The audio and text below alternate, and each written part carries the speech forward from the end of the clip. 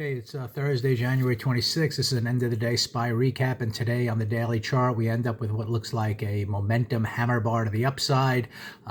We gapped up initially, and then we kind of early in the session came down a little bit, eventually reversed and came all the way back up and closed near the high of the day. So this is the type of day where, after gapping up, kind of the top of the pre-market range, this blue line, early on you did head lower, but you always had the context that in the big picture, things were moving up. Number one, on the weekly chart, totally green. We have these targets up here until, something reverses on the weekly chart. On the daily chart, we never really crossed below the midpoint of the prior day. So even though I'll show you in a second with intraday structure, you were kind of trying to go short a little bit early on. You always kind of knew what had to take place for really a major reversal to the downside to take place, and that was going to be kind of tricky. So in terms of, like I said, the opening price action, if you look at the 15-minute chart here, the structure on the day, first of all, you get that you're moving up in the pre-market pretty strongly, gapping up big on the day from the prior day, and you get this initial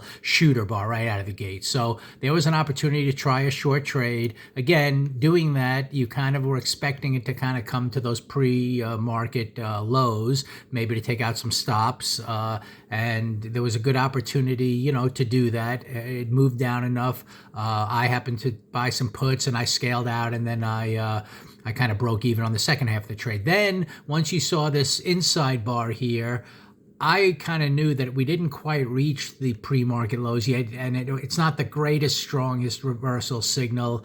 Being inside, I'd rather see a kind of a 2 down, 2 up. But anyway, there was an opportunity to then try a long trade here, which I actually did. I bought calls, and again, I scaled out and broke even. And at this point, I set up a video after this bar saying, I think the lows of the day are going to be taken out.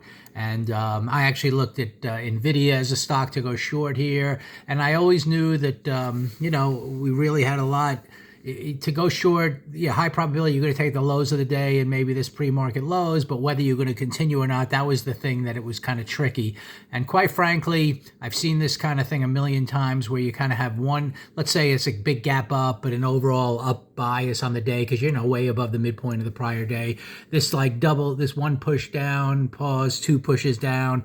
It really, right to the close of yesterday, the yellow line, the green bar, that's really an ideal buy, and then obviously we grinded up for the entire day. Once you came up a little bit, didn't get some kind of orderly pullback to continue the momentum down, you kind of saw this action here. This was an opportunity to buy as well, kind of forecasting the highs of the day, and that's eventually where it went. So again, while it was kind of tricky, and the only thing to consider was really going short here in terms of a day trade, you also knew that a lot had to take place to really build momentum to the downside, and it was the type of thing where you had small gains early for the first 6 bars, but then once it reversed, it never looked back and went all the way up. And again, that stays in line with the uptrend. So bigger picture, I still see this weekly chart now that we have one more day to go in the week. No matter what happens tomorrow, you got to believe this will be a kind of a strong green bar that should follow through into Monday of next week. We have 3 more days in the month to trade.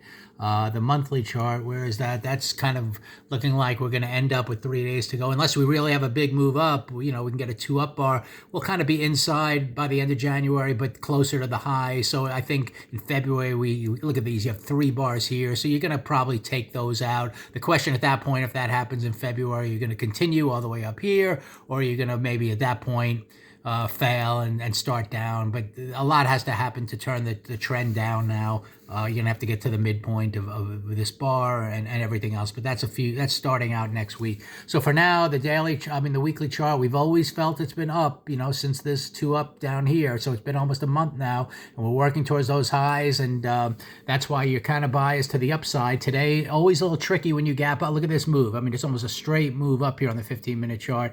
So it's a logical 1, 2, 3 pullback before it heads higher. And, I probably should have gotten more aggressive buying down here because like I said, this is type of thing I've seen a million times before on this type of a day where you gap up, come down just to the close, and then you don't always necessarily have this kind of a strong close, but you get some bounce up here into the range, and that's a good trade. So, again, I had no idea it was going to go all the way back to the highs, but it's not surprising that it did. So now we just stay with the upside, momentum hammer bar. Let's see if we can hold the halfway point of this bar tomorrow.